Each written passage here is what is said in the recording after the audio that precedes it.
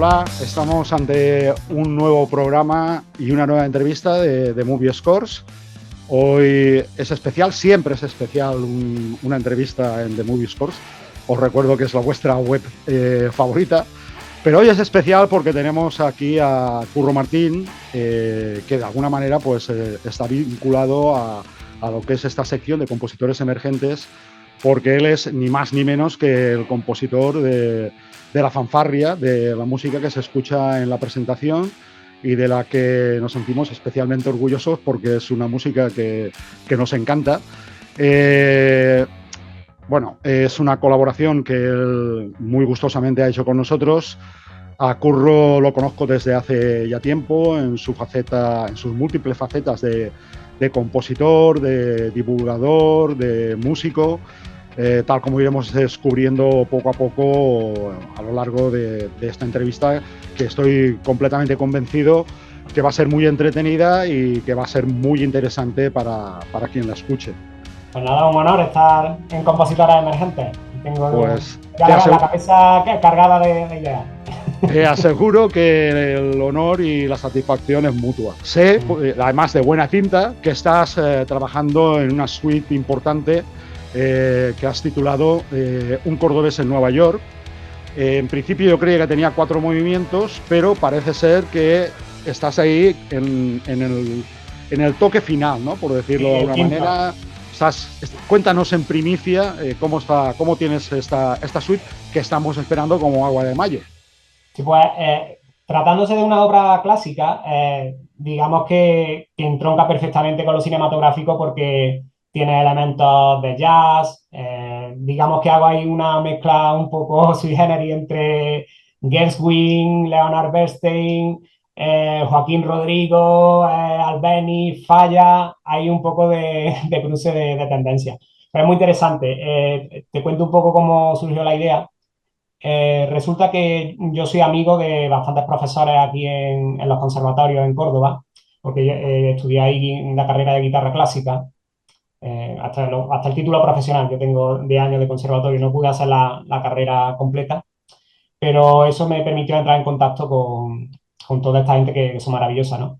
Entonces, cuando luego ya dejé el conservatorio, nunca he llegado a estar desligado del todo.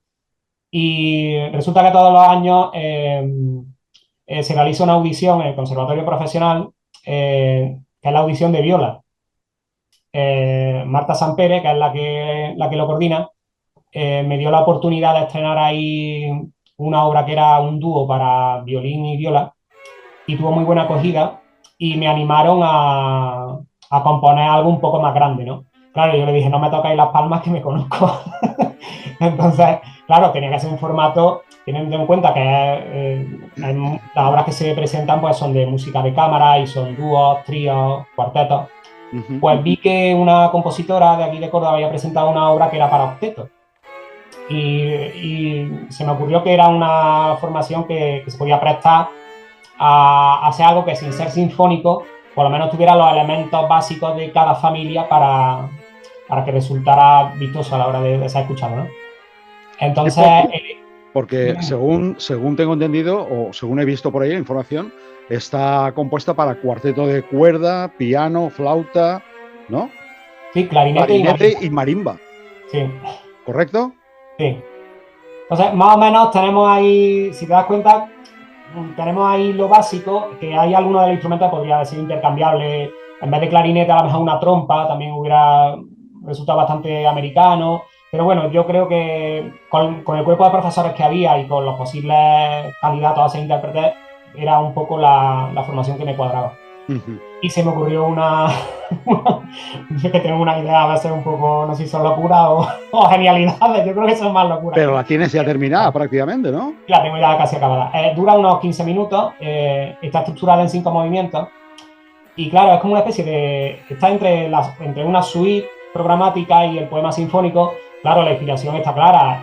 Por ahí anda el Un americano en París de Gershwin, los poemas sinfónicos archiconocidos por todos, Sherezade de Rimsky-Korsakov, o Los planetas de Holst, o Los cuadros de una exposición de Mussorgsky, son un poco las referencias que yo tengo, ¿no? Pero también hay como una especie de referencia literaria, ¿no? Estoy pensando en Federico García Lorca. Sí, Lorca, claro, Lorca está presente, no de forma explícita, pero eh, a mí lo que se me ocurrió era un poco plasmar mediante la música, ya que yo no he tenido la suerte de viajar a Nueva York, pues que la música viaje por mí, ¿no? Entonces, esa imagen romántica que yo tengo en mi cabeza de lo que fue Nueva York, a lo mejor en los años 50, 60, o de lo que el cine un poco nos muestra, pues digamos que en la música lo representa de esa forma, con toques de humor, con elementos que son frescos, es música tonal. Hay momentos en los que pues, aparecen sonoridades curiosas, ¿no? Y muy cinematográficas, pero es una música que es muy accesible y donde prima la melodía. Lo que pasa que, claro, yo siempre intento currarme bastante todo lo que son los desarrollos, el contrapunto, que los temas modulen mucho, que haya partes muy contrastantes, la orquestación. Entonces me propuse con esta obra que fuera algo a lo que le fuera a dedicar mucho tiempo, porque yo suelo componer bastante rápido, soy muy visceral componiendo. Y hombre, hay obras en las que tardan más y otras en las que tardan menos, pero no soy Hombre, un compositor. de hecho, te iba a preguntar porque tienes también entre manos, si no te he entendido mal en algunas redes que te he leído también, una fanfarria titulada Héroes del Mañana, Exacto, sí. que es así de estilo Y a nacionalista suena a John americano, Williams, Copland, como... Copland, totalmente, así muy heroica. Ya está acabada y en un principio iba a ser para metales, pero al final lo vamos a hacer con instrumentos relativamente graves del registro de cuerdas y va a ser para contrabajo, cello y viola. Y está quedando muy chulo porque suena muy, muy solemne el haberlo llevado a ese registro un poquito más grave, como que lo dota un poco de solemnidad. Pues bueno, te acabo de contar lo de un cordobés en Sí, Nueva sí, York. yo que te voy haciendo incisos No, no, conforme. está bien que lo hayas comentado. Eh, entonces la idea era esa, ¿no? Que un personaje viaja a Nueva York y entonces las vivencias que va teniendo por las diferentes zonas por las que va paseando, pues un poco se van expresando con la música. Entonces te puedo enumerar si quieres los movimientos. El primero es abandonando Córdoba, dejando Córdoba. El segundo es llegada a la Gran Manzana. Luego tenemos Broadway, Spanish Harlem. Hay otro que es Romance en Chinatown. Que hay un poco, he metido material de algunas composiciones que tenía en onda Isaishi, un Ah, yo poquito te iba a así. preguntar si el referente ahí sería más Goldsmith. No, pues no el Chinatown, no el Chinatown de Polaski, no. Ya, ya. No, pero vamos, eso suena un poquito más exótico con escalas japonesas, pentatónicas y eso.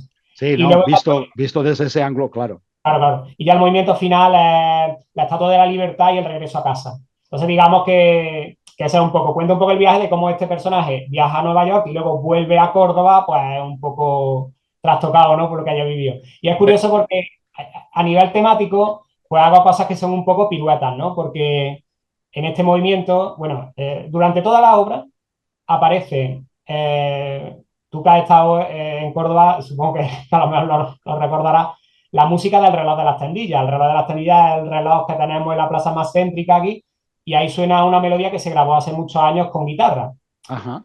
Entonces, esa melodía yo la he cogido como leitmotiv, que es como una escala tan, tan, tirotito, tan, tirotito, tan, que viene del flamenco, pero yo la he variado y eso. Y entonces aparece eso, aparece el vito, que es como el tema popular de Córdoba, y todo eso pues lo voy conjugando con el himno de los Estados Unidos, con el himno de España, voy haciendo ahí una serie de trucos y la verdad que estoy muy contento de cómo va a quedar el quinto movimiento, Es muy, muy interesante, sí, sí. porque eso va un poco, es una música muy dinámica y muy en la línea de los compositores que a mí siempre me han atrapado dentro de lo que es no solo la música clásica, sino la música sinfónica. Te preguntaré por las referencias ahora a continuación. Bueno, yo en la presentación he dicho que has compuesto la fanfarria para nuestra sección de compositores emergentes, pero hay que aclarar que no es la única que has compuesto, porque has compuesto unas cuantas más y además también has compuesto para Spots, ¿no? Sí,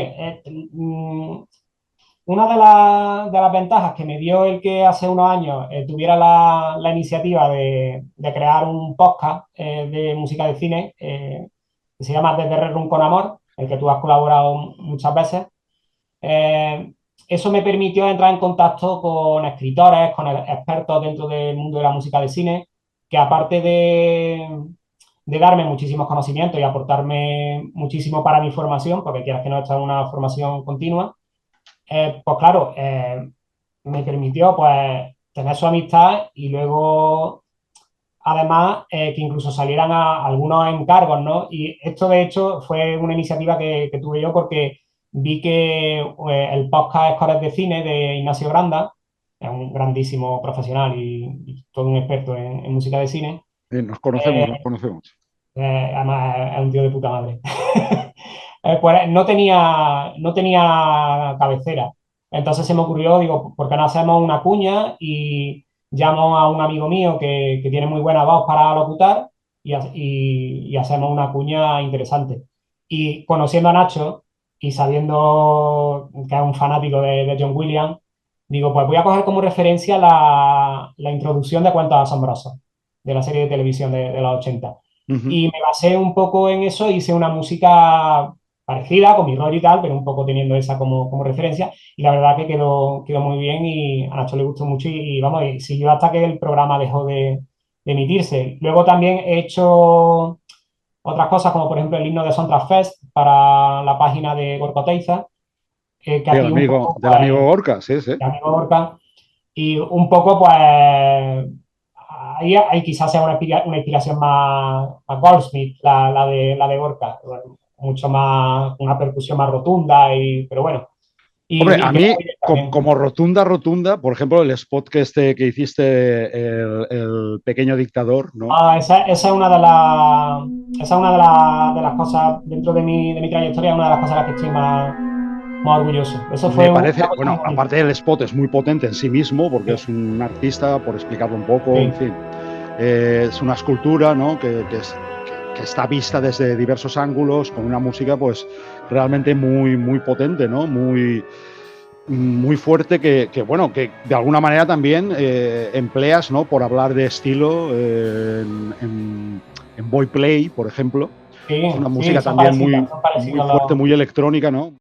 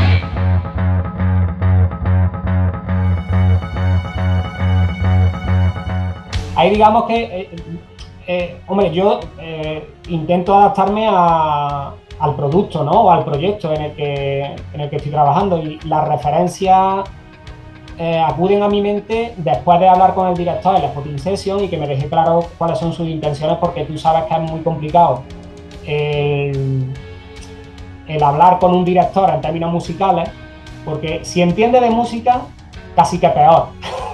Ya. Porque te va a intentar llevar por unos caminos que a lo mejor él los tiene muy claros, pero tú a lo mejor no lo ves tanto. Y si no entiendes de música a veces también mal, porque no vas a saber expresarte ciertas emociones que quiere plasmar en un momento determinado con una secuencia, ¿no? Pero Entonces, para eso estás tú. claro, para eso estoy yo, para intentar codificarlo. Nosotros, Muy a fin bien. de cuentas, pues somos una especie de psicólogos, ¿no? Luego también. Entonces, me pasó, por ejemplo, en un cortometraje que al final quedó muy, muy chulo, ¿no? Pero me pedían, en este momento quiero épica, pero que sea una épica emocional o intimista. Eso me dice el realizador. Y claro, yo hice algo que era épico, pero era una música, para que te hagas una idea, era una música tipo Coldplay. Una canción como de superación, de tipo así de himno de estadio, ¿no? Ujú. Claro, él me dice, no, pero no era, cuando te dije épica no me refería a ese tipo de épica. puedes quitar la batería. Entonces, suprimí la batería, se quedó solamente a los teclados, la orquestación, tal.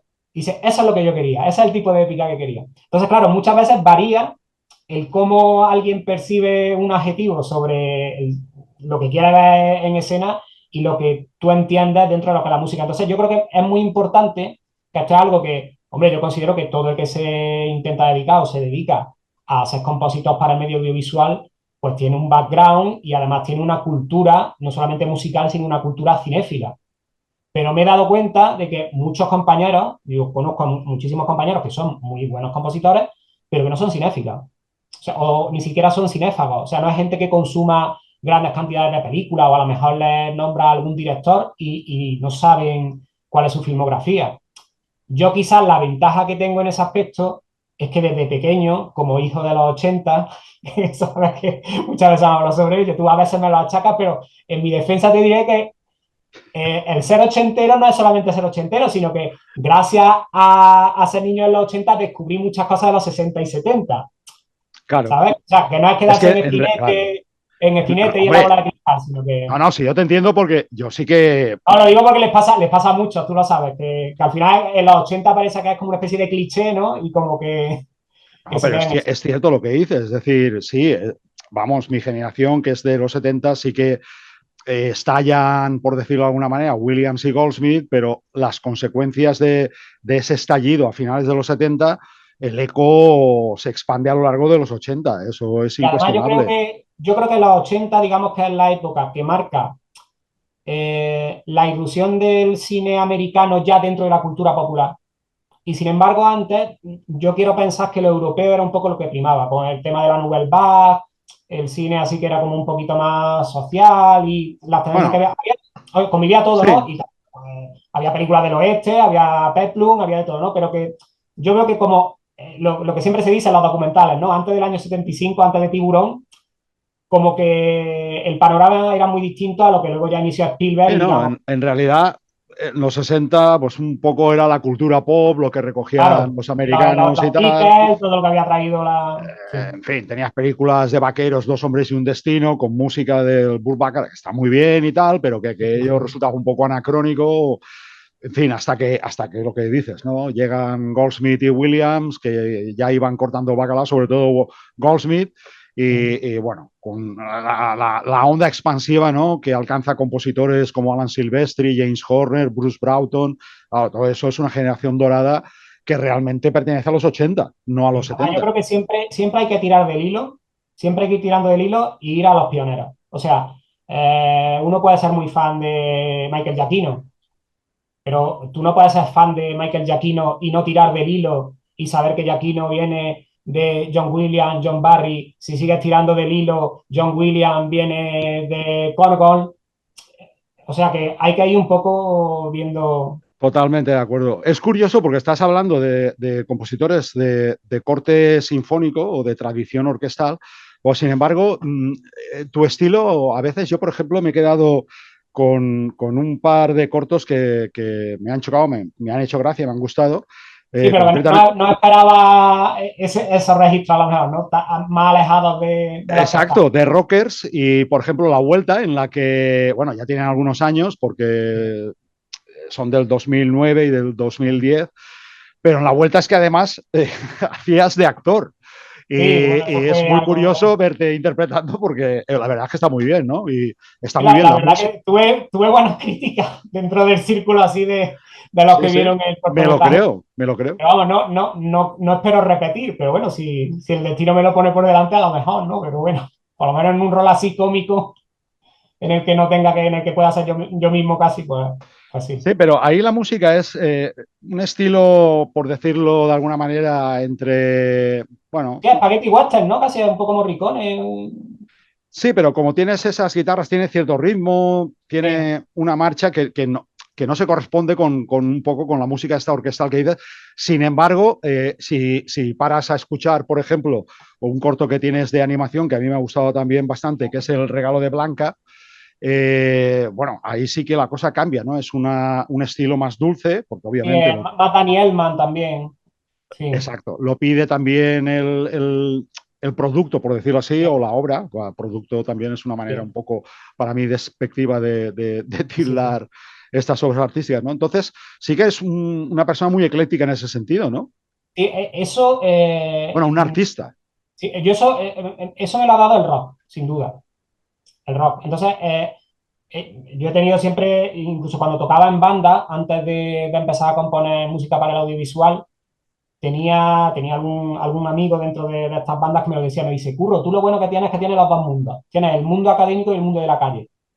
Y eso hay muchos compositores que no lo tienen, ¿no? Que, ojo, que no es no es un reproche, que hay compositores maravillosos que trabajan bien dentro del entorno del clásico y de la orquestal y son auténticas figuras y, bueno, sin ir más lejos, bueno, William lo que pasa es que también trabajó mucho en el jazz y es como muy ecléctico también, ¿no? Pero digamos que yo al ser un músico que viene del rock, pues digamos que la parte autodidacta y de improvisación la tengo muy interiorizada y luego el ansia de conocimiento y esa curiosidad que siempre he tenido, pues es lo que me hizo entrar en el conservatorio y decir, vale, yo ya estoy aprendiendo a desarrollarme como músico, simplemente pues dando conciertos, grabando en estudios, acompañando a artistas, tocando con bandas, pero yo quiero saber realmente de qué está hecha la música, cuál es la estructura, cuáles son los recursos. No quiero hacer algo a ciegas.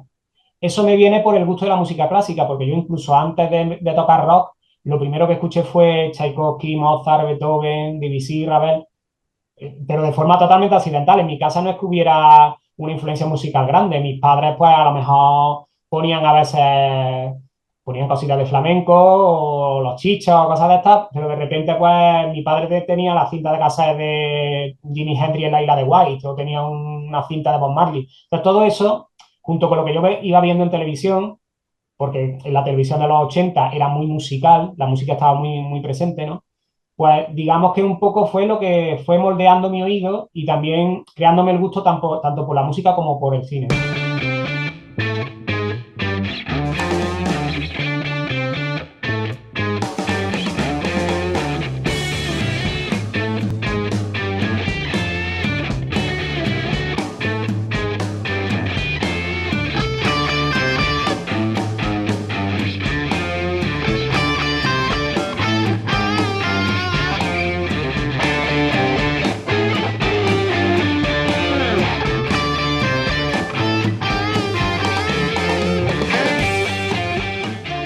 Sí, porque tú tienes una formación, bueno, como has mencionado antes, con la guitarra, eres titulado de guitarra clásica por el Conservatorio de Córdoba, y de alguna manera el primer vínculo que tuviste fue con el rock, ¿no? Porque has estado en grupos como Mr. Mitas o 99 Shawarman, que Sí, son grupos, bueno, hay un CD por ahí que me pasaste, que ahora no tengo a mano, no sé si lo tendrás tú por ahí, pero que está sí, muy sí, chulo sí.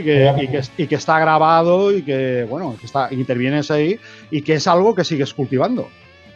Sí, hombre, fueron muchos años tocando en grupos de rock. El primero así reseñable, que fue Mr. Mita, el que has comentado, empezamos en el 98, nos separamos en 2007 y luego en 99 Shawarma la empezamos en 2008 y nos separamos, si mal no recuerdo, en 2017, 16, ahora mismo no recuerdo bien, pero bueno, fue una etapa de mi vida muy bonita en la que, pues claro, viví muchos momentos de carretera, ganamos muchos concursos a nivel nacional, estuvimos girando por salas, grabando maquetas, discos autoproducidos y claro, esa es un poco también mi escuela, ¿no? Porque ahí es donde, trabajando con canciones de creación propia, pues es donde uno también se va expresando como compositor, ¿no? Yo ya en esas canciones iba metiendo acordes, iba metiendo progresiones que muchas veces se salían del tema pop convencional. Hombre, por supuesto no voy a inventar la rueda otra vez, ¿no? No voy a hacer nada que los Beatles no hayan hecho ya o cualquier otro clásico, ¿no? Bueno, Pero no hay nada nuevo bajo el sol y el tema claro, es pero eso coger en de aquí a en allá todas para las reformular. sí. Sí. Pero el caso que siempre iba buscando un acorde que tuviera un poquito de disonancia o que creara algo de contraste, todo lo que fuera como un poco más alternativo, ¿no? Entonces yo creo que eso también fue lo que luego me llevó también a el valorar si yo podía entrar dentro de la música de cine, porque como ya tenía canciones que de alguna forma sonaban peliculeras y me lo decían, dice, tío, esta canción que tenéis, los acordes, parece la banda sonora de Spider-Man o parece la banda sonora de, no sé, Bueno, ¿no? de hecho, tú has trabajado con compositores como Roque Baños y Pablo Cervantes, por ejemplo, ¿no? He tenido la suerte, en el caso de Rocabaños fue como músico de sesión, porque él vino aquí a Córdoba a grabar la banda sonora de un spot televisivo que Ujú. era sobre turismo en Perú y tenía que grabar una canción que tenía guitarra acústica, tenía piano, tenía una serie de instrumentos. Entonces llamaron a músicos de aquí, que estábamos en ese momento trabajando, y yo pude grabar la guitarra acústica. Y fui allí al estudio en Filigrana, que son los estudios de Queco, aquí en Córdoba. Ajá. Y claro, pues conocer a un ídolo como Roque Baños, poder comer con él en un restaurante, luego meterte unas cuantas horas a grabar en el estudio, que él te dé ciertas directrices, ve lo que quiere, y pues la verdad que fue una gozada, ¿no? Y luego lo de Pablo Cervantes fue un cortometraje que se llama Boy Play, de Edgar Burgos, Es que tiene muy el que buena hemos factura. mencionado antes, ¿no? Sí, sí, ese cortometraje tiene muchísimos premios y tiene muy buena factura. Para ser algo que se hizo en Córdoba, que siempre cuesta echar a andar proyectos con presupuesto y que tengan, no digo que no se hagan buenas cosas en Córdoba, pero digamos que algo que sea muy preciosista y que tenga un nivel de estética, una fotografía impoluta y que se vea que hay cierto despliegue también de medios logísticos, es difícil encontrarlo, ¿no? Y este corto lo tenía. Entonces, la banda sonora era de Pablo Cervantes, compositor habitual de José Luis García y de otros directores, ¿no? Y la música de los títulos de crédito, el director quería que la hiciera alguien que estuviera pues, más cercano dentro de ese entorno de rock, ¿no? Quería un tema que fuera con tinta de glam rock. Y él apostó porque lo hiciera yo y, y quedó una cosa muy chula y tuve la oportunidad de que me llamase Pablo Cervantes por teléfono, y estuvimos ahí charlando, me estuvo preguntando una serie de cosas, yo también pues estuve un poco preguntándole a él y la verdad que fue una experiencia muy Vamos, que chula. estás abierto a posibilidades Sí, ¿no? hay un bagaje y... Y la suerte es que las cosas que he hecho, aunque yo nunca he sido un tipo que haya tenido padrinos ni grandes contactos que le hayan ofrecido grandes oportunidades de colocarle en el mapa, he hecho muchísimas cosas, he trabajado muchísimos géneros y luego pues he podido conocer a algunos de mis ídolos. Estuve unos cuantos años cantando en el coro Ciriar como tenor, que es donde tú y yo nos conocimos prácticamente. Sí, concretamente, Bueno, sí, sí. realmente creo que la primera vez que nos vimos fue en el homenaje a la psicóloga de Madrid. Bueno, yo creo que antes en Úbeda, Sí. en el 2016 ya habíamos Ahí coincidido. ahí yo no iba cantando, pero sí estaba el coro. Y después de Exacto. ese concierto, Sa- digamos que me picó el gusanillo y ya fue cuando luego entré como tenor. yo creo que estaba aprendiendo mi libro de Alex North. Sí, sí, sí, sí, Ya ha sí. llovido un poco. O sea, tenemos Sí, ya un pasado común. sí, sí, sí. Ah, pues gracias a esos conciertos de los festivales en Úbeda, en Monma y en Málaga y todo eso, pues aunque fuera desde el coro, pero hombre, poder estrecharle la mano a David Shire, a Trevor Jones, a Tyler Bates, a Christoph Beck, compositores de primer orden, lo primero que te cambia la percepción de cómo es ese mundo de la música de cine y luego aparte me dio la oportunidad de ver cómo se trabaja con orquesta sinfónica real, que eso luego me ha servido mucho a la hora de hacer yo mi banda sonora sobre cuestiones de cómo puede imitar la acústica de una sala, cómo reaccionaría tal instrumento ante un entorno determinado. Y eso me la da el poder estar esos años pues dando esos conciertos con el coro y estar pues, con la Orquesta Filarmónica de León o con la Orquesta de Córdoba y ver realmente cómo suena luego eso en directo y además muchas de esas obras dirigidas por el propio compositor, ¿no? Entonces, la verdad que fue una experiencia muy, muy bonita. Pero vamos, yo estoy siempre, lo que he dicho antes, estoy en constante formación y pues siempre he hecho algunos cursos, ¿no? Hice un workshop con el compositor malagueño Pablo Trujillo, Ujú. aquí en Córdoba, y luego pues he acudido siempre que he podido a festivales que más o menos me pillaban cerca, como el Filmus de Sevilla, que hubo ahí unas charlas muy interesantes de José Nieto, Celtia Montes, Federico Jusí, y siempre pues uno se va quedando con todos esos tips y todas esas cosas que... Te vas nutriendo, ¿no? De alguna manera. Claro, muchas de esas cosas... claro, eso es muchas de esas indispensable. cosas, claro, y muchas de esas cosas a lo mejor están disponibles para gente que tiene un gran poder adquisitivo, son de buena familia y se pueden permitir también, aparte de que tengan su estudio y tengan su talento, pero Que tú tengan no te puedes recursos, estudiar, claro. claro, tú no puedes irte a estudiar a Berkeley o la Universidad del Sur de California. Así Es muy porque raro sí. que te vayas con una beca. Tienes que desembolsarte de 15.000 euros o de la cantidad que sea, incluso un máster, que hay máster aquí en España que son muy asequibles. Tenemos ahí Catarina Gurska en Madrid, tenemos muchos otros sitios, Y ¿no? bueno, ha habido entrevistadas aquí. Micaela Carballo, compositora Sí, argentina, ella estuvo con un máster en Barcelona con una beca sí. que fue su primera salida, por decirlo así.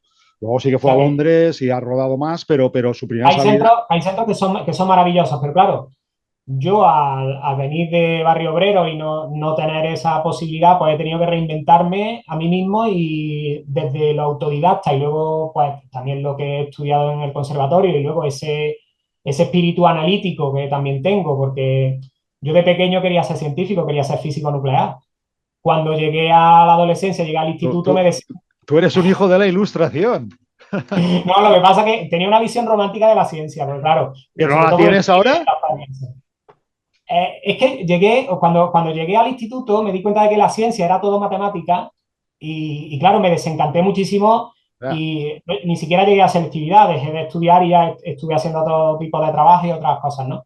Ujú. Pero se me queda esa espinita que se me queda de no haber podido estudiar a ese nivel, pues digamos que siempre le he volcado en la música. Entonces, de forma autodidacta, pues yo también me he planteado, pues, mm, el tomármelo como si fuera una carrera, aunque no la esté cursando. No sé si me explico.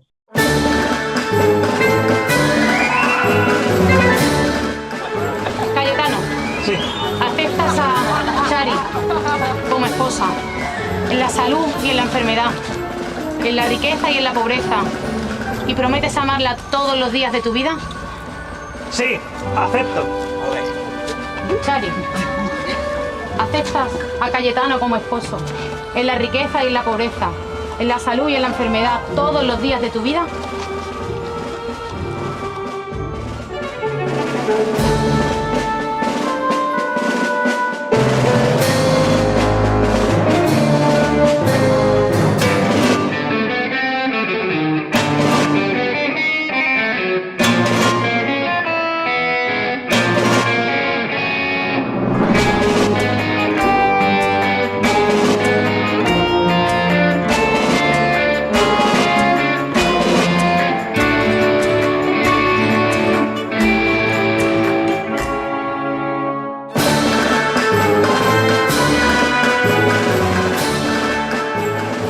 Hemos hablado mucho de tus cortos, también hemos hablado de lo que has trabajado fuera de lo que es el mundo del audiovisual, pero no hemos hablado de tus largos, porque tienes largometrajes, tienes bandas sonoras para películas que a lo mejor el que nos esté escuchando, quien nos esté escuchando estará preguntándose, bueno, pero a ver, ¿y las películas? Porque tienes Caleta Triana, por ejemplo, ¿no? Sí. Y La Gran Cena Sí. Andaluza, ¿no? Lo que más me cautiva de la música de cine y de la composición para medio audiovisual es precisamente los largometrajes, o sea, el cine en sí mismo.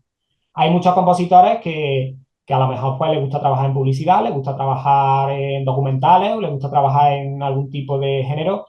A mí lo que me interesa es contar historias y la mejor forma de contar historias para mí, para eso tienes que hacer una película. Entonces, claro, en un corto, pues tienes una cantidad de tiempo mínima, porque un cortometraje a lo mejor que dure 5 minutos, 8 minutos, ¿no? Pues claro, el reto está en esa poca cantidad de tiempo, darle información suficiente para expresar lo que el director quiere con la música, ¿no? Pero el largo es un reto porque el largo es como la sinfonía o es como la ópera. O sea, esa obra amplia que tiene que durar más de 45 minutos y en Claro, la que tiene su tienes que crear una desarrollo. serie de, claro, tienes que crear un material temático que luego vaya desarrollándose y que luego incluso haya una estructura cíclica y una serie de parámetros que yo además soy muy obsesivo, no me considero alguien perfeccionista, aunque hay gente que luego me dice que lo soy, pero yo no dejo que el detalle se convierta en un obstáculo. O sea, me considero más detallista que perfeccionista. El perfeccionista, digamos que hasta que él no cree que está perfecto, no saca la obra del cajón. Y conozco a mucha gente que es perfeccionista y que tiene muchas obras archivadas que a lo mejor nunca van a ver la luz y es una pena, porque la posteridad se está perdiendo eso. Yo no dejo que la búsqueda de la perfección me ataque de esa forma, sino que tengo gusto por el detalle, me gusta que los detalles estén cuidados, pero si los medios son los que hay, yo juego con las cartas que me han dado, intento sacar el máximo provecho con el material que tengo, pero no dejo que me obstaculice el que la obra salga. Si la obra tiene que salir dentro de 2 meses, la obra va a salir dentro de 2 meses. No me voy a amparar tampoco en lo de para gusto a los colores y la subjetividad en el arte. Tampoco creo en eso al 100%, porque creo que muchos mediocres se ocultan detrás de esa excusa. Yo especialmente esa expresión la odio, porque es que... Yo la odio, yo lo odio. Claro, es que es una justificación para todo, ¿vale? Para gustos, colores. No, hombre, razóname, argumentame y explícame las cosas, pero no me vengas con que para gustos, colores. Hay muchas carreras artísticas que se han amparado en el triunfo de Yoko Ono, pegando a gritos o haciendo performance imposibles. Digamos que tiene que haber, yo creo que tiene que haber un término medio entre el mensaje y la estética, ¿no? Leí hace poco una frase, ¿no?, que decía eso, el arte sin mensaje se queda solamente en estética. A mí me gustan ambas cosas, o sea, me gusta que haya un mensaje, pero también me gusta la forma.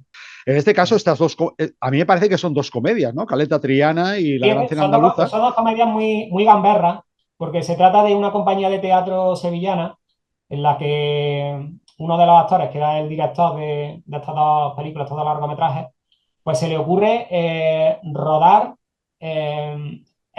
realmente son obras de teatro, pero están representadas como si fueran, o sea, están grabadas como si fueran películas. Entonces es una cosa muy curiosa y claro, a mí también me recordaba un poco... En plan La Huella, una cosa así, ¿no? Sí, es como, sí, pero incluso, ¿te acuerdas de las películas estas de Manolo Summers, ¿no? Lo de todo el mundo es bueno, ¿no? Que ponía la cámara... Sí, tal cual. Y casi cámara oculta. Y lo que pasara por ahí...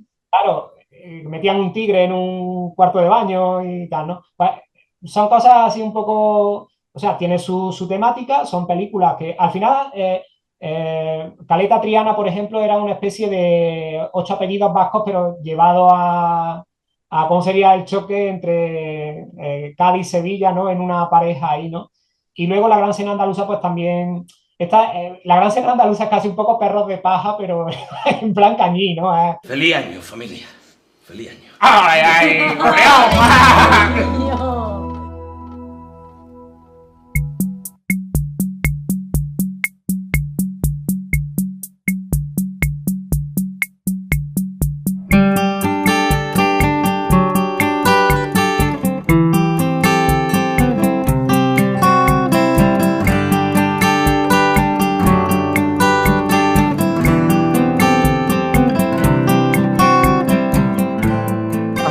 Que para mí también es muy curiosa y te quería preguntar por ello, porque hay gente que dice que esto es un poco peligroso y hay gente que no.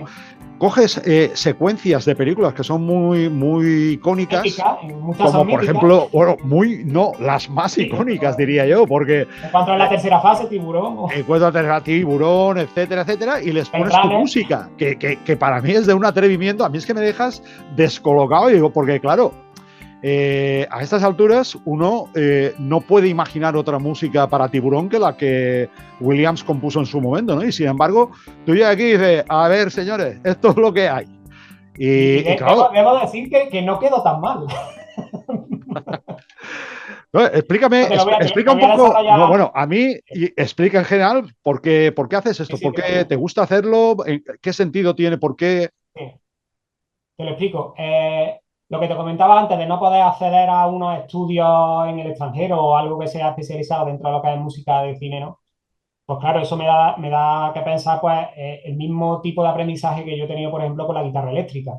Yo sí he estudiado guitarra clásica en el conservatorio, pero la guitarra eléctrica o la guitarra acústica son instrumentos que, aunque hoy día ya existen academias y algunas incluso en las que puedas obtener titulación y eso, pero cuando yo empecé a tocar rock en los 90 era algo como arcano, ¿no? Entonces tenía un poco que y hacértelo tú mismo. Entonces ese espíritu un poco punk, ¿no? Del do it yourself, dentro de lo que es la música de cine, yo lo he adoptado. Entonces yo siempre he pensado, ¿qué mejor forma hay de aprender que coger escenas de grandes directores, Spielberg, Kubrick, Ridley Scott, quien sea, o incluso otros no tan conocidos, si saliera alguno que fuera goloso, ¿no? Pero es que hay mejor que coger esas escenas y buscarle una alternativa a lo ya hecho.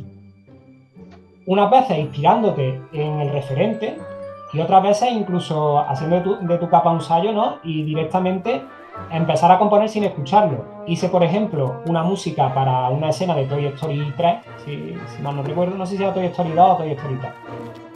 Una escena en la que esa, pues, como toda la saga, tiene banda sonora de Randy Newman. Sí, Randy Newman, ¿no? Siempre con... Sí, sí. Los Newman siempre son muchas Newman por ahí.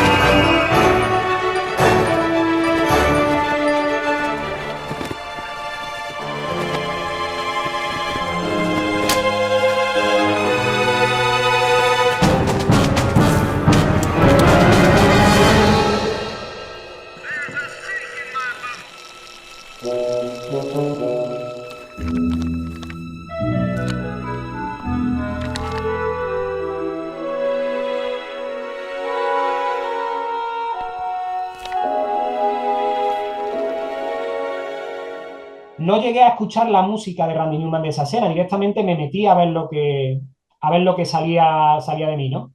Y claro, luego cuando ya todo lo pasado, ves el original y dices, ostras, qué curioso es esta toma de decisiones que tuvo él aquí, y luego esto que he hecho yo, y no estás valorando si tu versión es mejor que la del original, ¿no? Pero a lo mejor dices, pues este camino que he cogido yo aquí incluso me gusta más que el del original, siendo mejor el original seguramente, ¿no? Pero, ¿entiendes? Entonces digamos que es un aprendizaje. Además, yo pienso una cosa, si te enfrentas a una escena de una película de Spielberg, no te va a costar tanto enfrentarte a una escena de Pepito Pérez, ¿entiendes? Porque ya vienes de enfrentarte a un coloso. Perfectamente claro. Entonces, O sea, digamos que es una forma de hacer deporte, es ejercitar la composición, cada vez ir sacando mejor sonido, cada vez ir depurando más la orquestación. Y luego, aparte, que muchas veces los compositores, nos pasa como los actores, estamos parados porque no nos llega a lo mejor un encargo. Y entre encargo y encargo, pues qué mejor forma que sacar alguna demo y seguir haciendo cosas, aunque no sea algo que sea un trabajo que te vaya a reportar dinero, sino que es algo que vas a tener ahí expuesto en redes. Pero quiero sobre todo dejar claro eso, que no es un ejercicio de soberbia de decir, yo puedo componer como Goldsmith, yo puedo componer como Williams. No, no es claro, eso. es que se puede, por eso te lo he preguntado, porque es muy interesante lo que has explicado. Luego está el resultado. El resultado que está ahí y que luego, pues, lo que tú dices, que a lo mejor no es tu objetivo final, pero que también queda ahí expuesto y dices, bueno, mejóralo. Sin embargo, también me choca, bueno, me choca tampoco, pero me resulta interesante en ese sentido que te manifiestes en cuanto a referentes, porque sí que mencionas, por ejemplo, muchísimo a Williams, pero bueno, hemos hablado también mucho de la guitarra eléctrica, de tu participación en grupos, etcétera, etcétera. Sin embargo, es evidente tu querencia por Williams, que viene de una tradición o que de alguna manera puso de moda de nuevo esa tradición orquestal, ¿no? En Hollywood. Hay mucho, a lo largo de todas las entrevistas de compositores emergentes y de todas las que habrás hecho en tu vida para revistas y para medios y todo lo que... es probable que haya muchos compositores que de alguna forma... hombre, si les preguntas a lo mejor sí se van a abrir y van a hablar sobre sus referentes, pero que queda muy bien, ¿no? Lo de preguntarle a un compositor, ¿cuáles son tus referencias, no? Y que el compositor diga, no, todo me influye, la puesta de sol y el canto del pájaro, ¿no? Y como que evitan mójate, un poco... mójate y déjate. Claro, mójate. Yo no tengo ningún problema, no claro. tengo ningún problema. en lo primero, mi primera influencia, pues me pilló la época cuando empecé a tocar la guitarra, pues claro, principios de los 90, pues ahí tenemos todo el rock americano, el grunge, Nirvana, eso luego te lleva también al pop español, Duncan Du, pues todas estas cosas que sonaban en aquellos años. Empiezas a tirar el hilo y llega a los pioneros en los 60 y 70, Beatles, Rolling Stones, Led Zeppelin, Deep Purple, bueno, una banda que siempre me ha encantado es The Police, ha sido muy importante en mi vida y digamos que hay muchas bandas que me han influido, ¿no? Red Hot Chili Peppers, te puedo hablar de muchas bandas y de muchos artistas. ¿Y una peli? ¿Y una peli que te película, impulsara? ¿El qué? no voy a decir Harry Potter. Menos mal, porque es que ya tenemos una porra aquí hecha, ¿eh? Hombre, también quedaría muy mal que un tío con 44 años dijera Harry Potter. Yo qué Yo sé. nací en el 80, yo Yo nací en el ya... 81. Oye, que Yo tampoco nací en el pasa nada, ¿eh? 81. ¿El qué? Y Perdona. estaba hablando con un niño que no sé si con 3 o 4 años, cuando está viendo Superman 3, cuando está viendo alquilado de videoclub, cuando está viendo que hay un Superman malo, o sea, ese desdoblamiento que Sí, tienen sí. en el desfase, ¿Mm? yo me ponía a llorar, pero a llorar a lágrima viva, porque yo no podía concebir que mi héroe fuera un villano, o fuera malo, o estuviera ahí peleando con alguien que es malo. Entonces, yo diría Superman, Richard Donner, 1978, que yo, eso sería, pues, tendría yo, la vería a lo mejor en el año 84 o por ahí, que mis padres la alquilarían y me la pondrían. Sí, creo Pero que es el 87. esa música es que no puede dejar indiferente a nadie. Vamos, esa música que también al mismo nivel pues está Star Wars, Una Nueva Esperanza o está ET el extraterrestre. Te puedo hablar de muchísimas películas. Luego no es solamente John Williams, es todo ese cine de aventura y ciencia ficción de los 80, la banda sonora de los Goonies, Dave Grassin era, ¿no? Dave Grassing, sí. Grassin, Sí, o sí, Grassing, Grassing. Conan de Paul Lowry, todo lo que fuera, todo lo que tuviera naves espaciales o tuviera hechicería o tuviera cualquier elemento así de aventura, Indiana Jones, por supuesto. Y luego, una de las cosas de las que soy más mitómano en este mundo, que es de la saga de James Bond, que eso desde Ya, pequeño ha tardado en salir ha esto, tardado ¿eh? en salir eso. Mi tío tenía toda la colección de películas en VHS y me acuerdo que las ponía en su casa y no me preguntes por qué, porque claro, un niño también, James Bond, pues, hombre, no es una figura que a lo mejor, que no es algo tan atractivo como un Yoda, ¿no? Como los Ewoks o algo así, ¿no? Pero algo tenía eso que me transmitía una sensación de peligro, de riesgo, de adrenalina que me fue atrapando desde pequeño. Y por supuesto John Barry también es una influencia grande. Pero si te hablo en música de cine, yo siempre mis referentes, y además casi a veces es difícil ordenarlos, ¿no? Pero los grandes nombres que te voy a decir son evidentes. John Williams, Jerry Goldsmith, muchas veces no puedo elegir. No puedo elegir. Está claro que Goldsmith es más versátil, pero Williams, las obras maestras de Williams son obras maestras y Goldsmith está al mismo nivel, es muy difícil, para mí son como Sí, no, bueno, divisibles. esas dicotomías a veces son un poco falsas porque se plantean también que si Mozart, que si Beethoven, que si no Claro, sé quién y es demás, difícil. y son un poco Sí, son engañosas. Luego, pues, realmente un poco me tontas o impactó, un compositor que me impactó muchísimo fue Danny Elfman en su día, cuando yo vi Beetlejuice. nos impactó a todos. O sea, Eso era algo que yo no había escuchado nunca. Yo había visto muchas películas, pero dije, ¿esta música qué es? Digo, es alegre, pero a la vez da miedo, pero es, no sé, era una cosa. Y en el 89 mis padres me llevaron al cine a ver Batman, y eso era algo que yo no podía apartar los ojos de la pantalla. Entonces, James Horner, importantísimo. James Horner. Quizás no sea el mejor compositor de música de cine, pero yo creo que es de los compositores que mejor ha sabido tocar la fibra del espectador en cuanto a nivel de emociones. sí, O tiene sea, esa fama de compositor emocional, una desgracia auténtica que falleciera en el ¿cómo accidente. cómo puedes dar con la mezcla exacta de acordes y de melodía y de instrumentación para tocar ese resorte, ¿no? Hay muchísimos más compositores, ¿no? Pero me A gusta mí me mucho la impresionó música. mucho el Elfman de Batman que estás comentando porque, bueno, también porque estoy metido con el libro y con el tema este de los supers, pero Pues claro, después de esa obra magna, en fin, esa sinfonía de Williams para Superman, era difícil esperar algo novedoso y claro, cuando escuché aquello, bueno, a mí me pilló ya con veintipico y veintipico años y escuché aquello y me quedé traspuesto, ¿no? Porque, hombre, la película también lleva otro tono, porque no Sí, es, no pero es tan luminosa. yo creo que lo grande de estos compositores es la personalidad, cómo aflora la personalidad. Entonces tú estás viendo la intro de Batman, de Danny Elfman, y dices, ¿cómo puede ser que en el año 88, 89, un compositor americano mezcle la música de las películas de Alfred Hitchcock, mezcle a Bernard Herrmann con Nino Rota, Unas y, cosas, o sea, una mezcla de, claro, y ese punto de vista tan gótico, tan oscuro, pero a la vez un poquito camp, ¿no? Porque nunca llegaba a tomarse en serio del todo, ¿no? es muy difícil, exacto, muy difícil pillarle el tono y sin embargo, sí, sí. Sí. Bueno, y ahora, ya para finalizar, vamos a ir terminando con la entrevista. Lo que sí que me gustaría preguntarte, y yo creo que es obligado, ¿no? Es preguntar un poco por el futuro, ¿no? Estás haciendo muchos viajes por Madrid, he visto Sí. últimamente en redes sociales. ¿Puedes contarnos algo al respecto?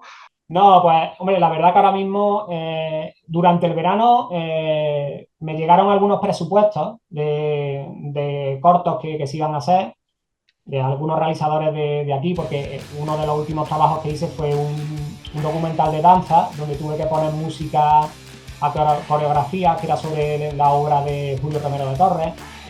Uh -huh. Y entonces, a partir de ahí, pues han salido algunos presupuestos de proyectos que se iban a hacer más o menos en esa línea, pero al final no se han materializado. También ahora en octubre aquí había un festival de cine fantástico, Noctámbulo, donde Ajá. venía Joe Pantoliano, Ernie Hudson, el de Cazafantasmas, Sí. y Ajá.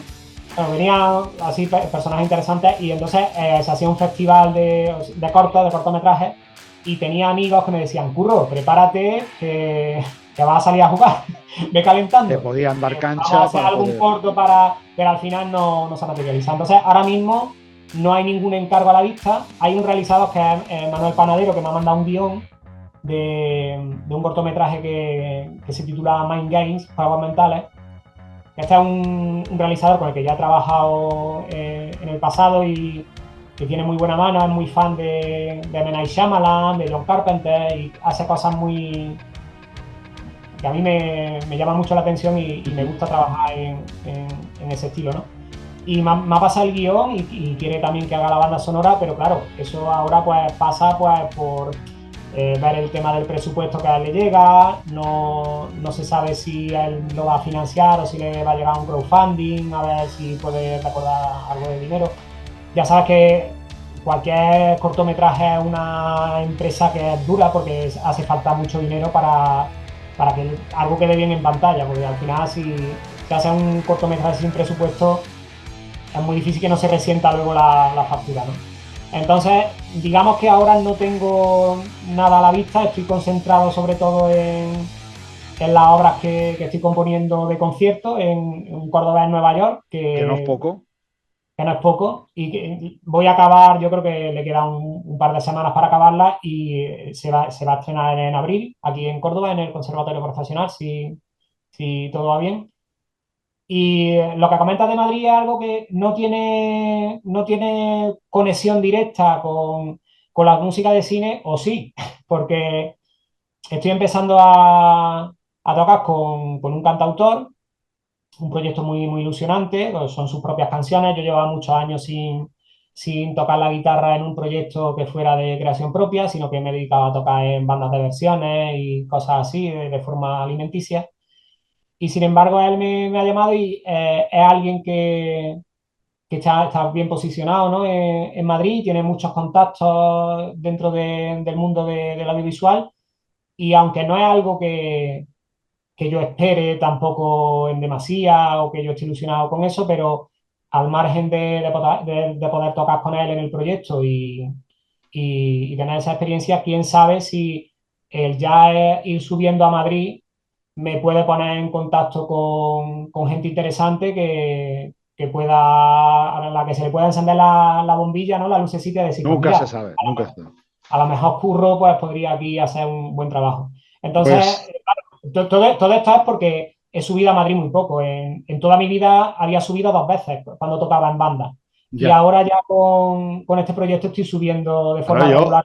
todo de intentar localizarte y por redes veía que estabas en Madrid y digo, Sí, sí, sí, sí. no lo molesto, digo, a ver cuándo lo pillo, cuándo lo pillo. Entonces, Pues estoy contento por eso, porque por lo menos ya estoy exponiéndome, estoy abriéndome y ya no es solamente quedarte aquí en Córdoba, sino un poco abrirte, abrirte a ayudar otras latitudes. Pues te deseamos la mejor de las suertes. Ojalá cuaje ese proyecto, esas actividades que estás realizando por la capital del reino. Y bueno, estoy seguro que será así. Mucha suerte, Curro. Ha sido un placer tenerte aquí. Teníamos muchas ganas de entrevistarte desde hace ya bastante tiempo. Y bueno, espero que la gente disfrute. Estoy convencido de que sí, con todo lo que nos has contado, que bueno, me ha parecido especialmente interesante. Y lo dicho, un placer tenerte en The Movie Scores y muchísima suerte, amigo. Hasta la próxima. Muchísimas gracias. Venga, un abrazo.